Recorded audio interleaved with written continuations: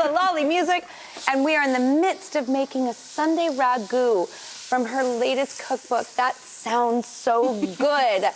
And we've got some garlic and onions cooking in the pot. Yep. Carla, you're in the driver's seat. I am your passenger. What's next? Let's do this. Okay, so now that these are like browned and starting to caramelize and get softened. They're perfect. They're not too burnt. No. They're becoming translucent.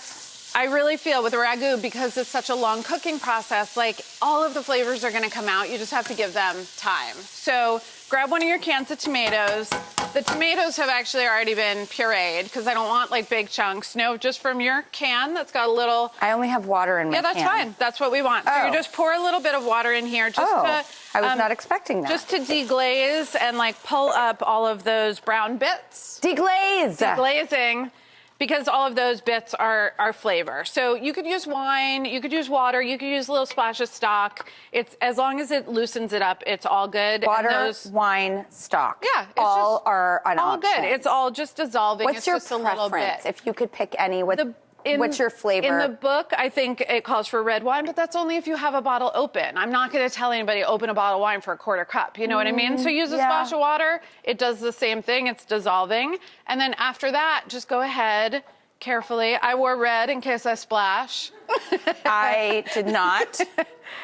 I almost wore white, but I thought better of it. Oh. Yeah. So this goes in. Gorgeous.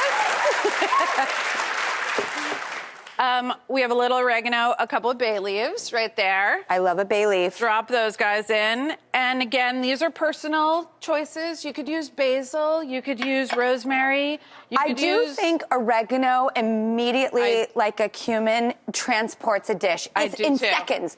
You cannot mess with cumin or oregano. They just go right to the heart. And oregano is one of those that, like, even as a dried herb, it's one of the few dried herbs that has just wonderful flavor. Punch. Yeah. Meats are going back in the sauce. Meats in the sauce. So we've got our pork shoulder, beautiful browned. Mm-hmm.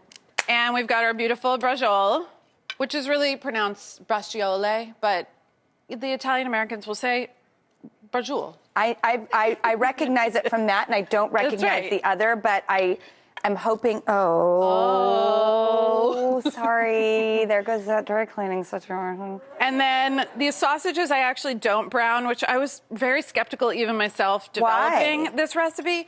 It just felt really weird not to brown them before putting them in, but they become amazing. So you just don't need to. You don't need to brown the sausage. Because it's going to cook for so long, and it just becomes, I said in the book, until the end point is soft enough to feed to a toothless baby, because that's what I had. That was my guess that night. So this is going to go for like 2.5, 3 hours. You can put up your pergola. You can like do whatever you want. I will take a nap. You could dress your table. Siesta.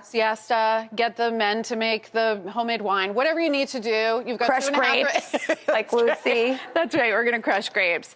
And then 2.5, 3 hours later, we have the magic. You're going to have ready. This. 1, 2, 3. Beautiful. Magic. Oh, so beautiful. Oh, it's like we made a baby, Carla. And you can just see, we call this the cat line from Cat in the Hat, where he goes in the bathtub and it leaves a line.